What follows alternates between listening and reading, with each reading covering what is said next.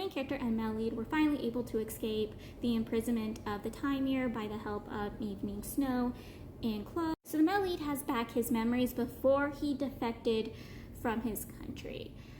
And he has little bits and pieces of his memories when he was in the hands of the enemy country. But he doesn't have much of his memories of the enemy country. He just has bits and parts of them, so he can give a little bit of information here and there. But he is acting like the man the main character met on the battlefield who had stabbed him. That is literally the man the male lead is acting like. One of the main character's spiritual weapons is literally a killer well. He has to call forth this well, and it slaughters everything in its wakes. Anyone that is a enemy to the main character, it will slaughter. And the main character rarely ever uses this ability because he hates slaughtering. He hates people seeing him as a monster, because if he uses a spiritual weapon, people will definitely see him as a monster in the wake. So yes, this is a spiritual weapon passed down to his families. It was once his father's spiritual weapon, but yes, this is literally his weapon. So the whale that I saw when I was looking through my special edition artwork, the whale was actually representing the main character and not the male lead like I thought it did. So the main character, the reason why he used this spiritual weapon is because they were fighting a bunch of bad demons. The male lead was the one doing most of the fighting, and he pulled out his demonic weapon, the demonic dagger, the same dagger he stabbed the main character with, and the main character's not pleased to see this weapon, so he pulls this out, his literal spiritual weapon, the killing well, to slaughter all the bat demons in his wake. Close had gone ahead of them and saved Morning Sun and brought Morning Sun to the others, and astonished when he sees the literal lake of blood they're all literally swimming in. Because again, the main character slaughtered everything in his wake. I got to repeatedly say that. The main character literally slaughtered everything in his wake, and the reaction of Close is just hilarious in my opinion. He's like, "What are you guys doing? Sitting in a pile of blood? What the hell is wrong with you? I went and got this sick child, and all of you just sitting there? What the hell's wrong with you?" I just love it. So they're unable to get off the island because they have upset the Bat Queen so much she had sealed off the island, so they're unable to escape. Why is she so upset? Because they killed a bunch of her men, and they had stole off with the Morning Sun, who she was trying to turn into her personal little boy toy. I am not kidding.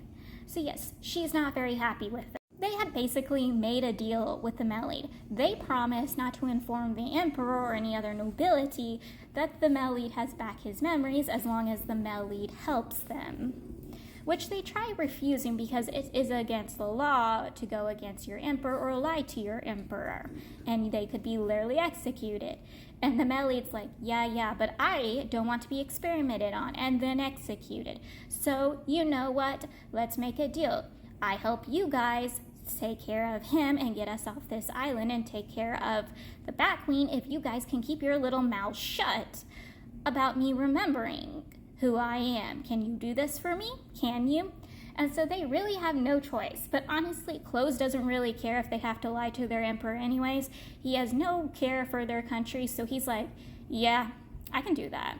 I can take this deal. Yeah, he's the first one to literally agree. He also tells them that they better make sure Morning Sun keeps his little mouth shut. I just love this version of the male lead. I am just saying, he is very entertaining. Well, the male lead had gone off searching for something to get them off the island. The other two had asked the main character what he saw in the time mirror, and he tells them that he will tell them everything, but he needs to investigate when he arrives to their country once more, because there is stuff he saw in the time mirror that has made him question everything, that they don't know everything they thought they once knew, and he needs to investigate it before he tells them anything. And I'm like, just tell them now. Yes, they might not believe you, but at least telling them what you know might make it able for them to help you, and might be able to help the male lead. You keeping your mouth shut is just going to harm you in the male lead and down the line. I just know it is going to hurt you guys. And probably hurt them, because yes, they don't know anything, but it doesn't stop anyone that wants information to stay quiet.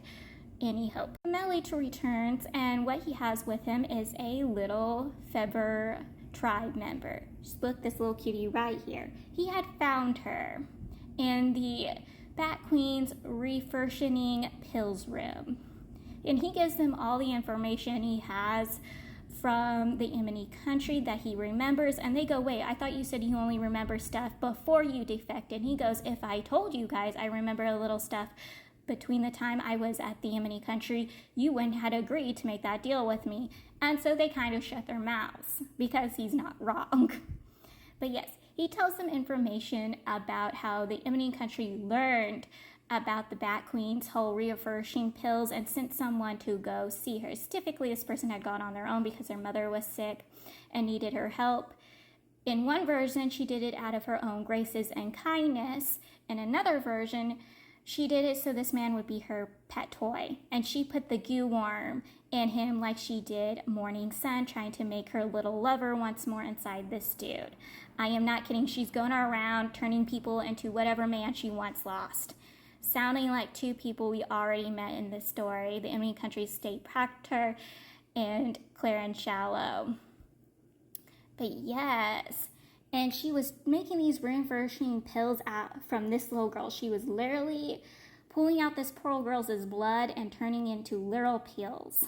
And the Melody found her, brought her here to get her to help them. And she's willing to help them because, again, the Melody had saved her from the hands of the Bat Queen.